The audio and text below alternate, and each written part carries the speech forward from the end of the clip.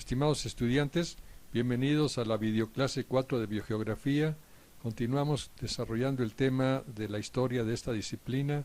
Soy Ismael Ferrusquía Villafranca, mayo 2020.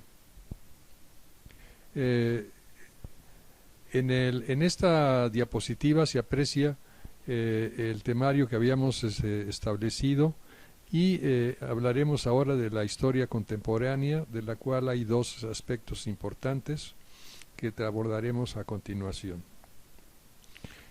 Uno de ellos es el impacto de la teoría de tectónica de placas en la biogeografía y otro el impacto de la teoría de tectónica de deriva continental. Hablaré primero de la deriva continental. Esta es una hipótesis de explicación geodinámica que resultó del hallazgo de depósitos anómalos, por ejemplo, la presencia de depósitos glaciares en la India, en Sudamérica o en África, lo cual es inexplicable en términos del principio del actualismo.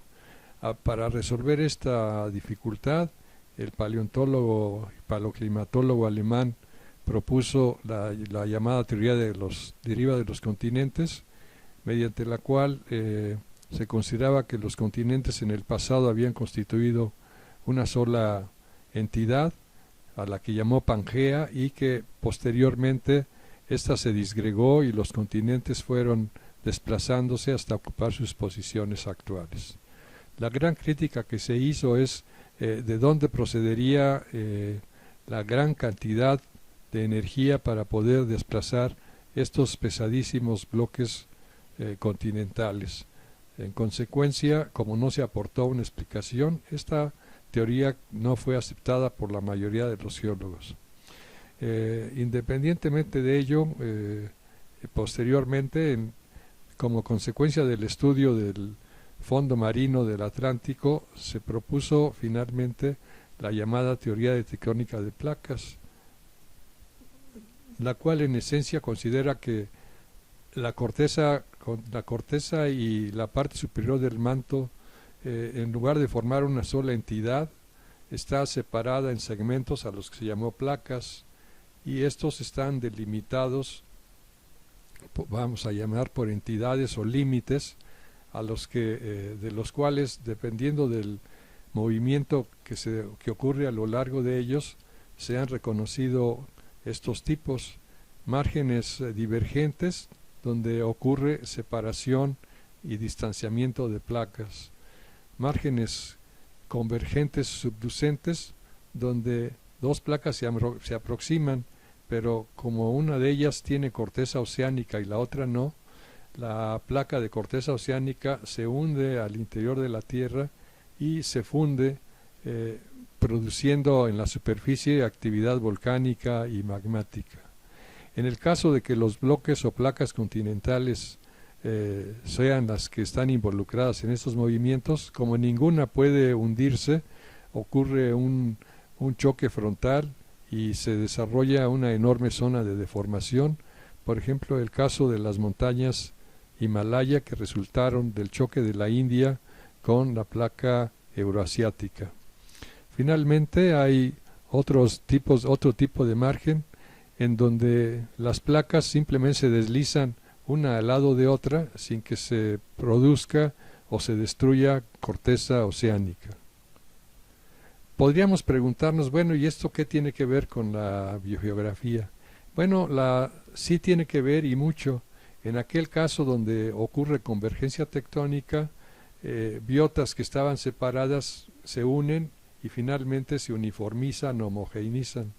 En cambio, biotas que ocupaban una sola región o continental, al ocurrir la divergencia se separan y cada mitad se evoluciona de manera independiente, y esto, pues, en resumen, produce diferenciación biótica. Bien, el asunto de las especies vicarias es importante porque ha constituido una paradoja difícil de resolver en términos de la biogeografía clásica, y requirió que se estableciese una nueva teoría para poder explicarla. Las llamadas especies vicarias son aquellas que están emparentadas filogenéticamente, pero ocupan áreas discontinuas. Incluso estas áreas pueden estar en continentes diferentes. ¿Cómo pudo haber ocurrir esto? Tomando en cuenta las premisas de la biogeografía clásica, pues prácticamente es imposible. Hay dos explicaciones que resultaron no satisfactorias.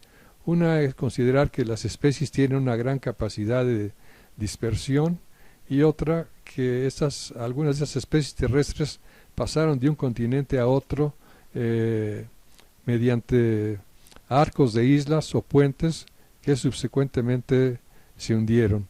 Esta proposición es inaceptable en términos geológicos.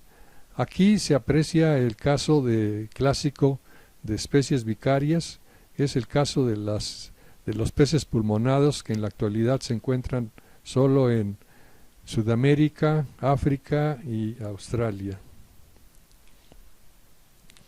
Bien, entonces será necesario diferenciar o escoger entre el dispersalismo y el vicarismo para poder explicar la distribución de las especies o de las especies vicarias.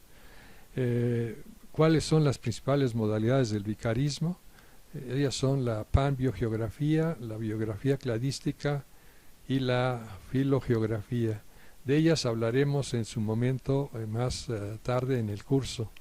Y como se ha considerado previamente, dado que ambos fenómenos ocurren, entonces lo más razonable es proponer una tesis, una teoría que los conjunte, a las que se llama holismo, es decir, síntesis de estas dos posiciones.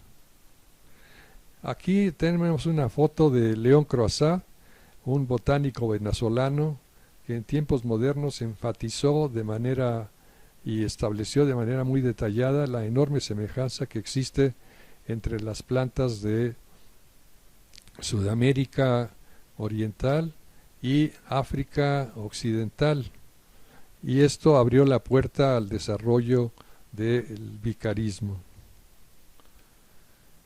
Finalmente, ¿qué es lo que podemos hacer entonces, dado que por lo que hemos visto tanto el dispersalismo es real, como puede ejemplificarlo el caso del llamado el Gran Intercambio Biótico Americano, en el cual una vez establecida Centroamérica fue posible que los mamíferos de Sudamérica pasaran al norte y los del norte pasaran a Sudamérica. Esto es una realidad.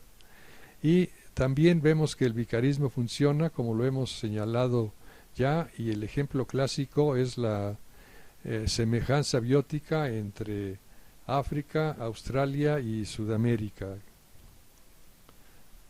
En fin, para entonces resolver un problema particular es necesario establecer cuál de estos dos mecanismos es el que actuó.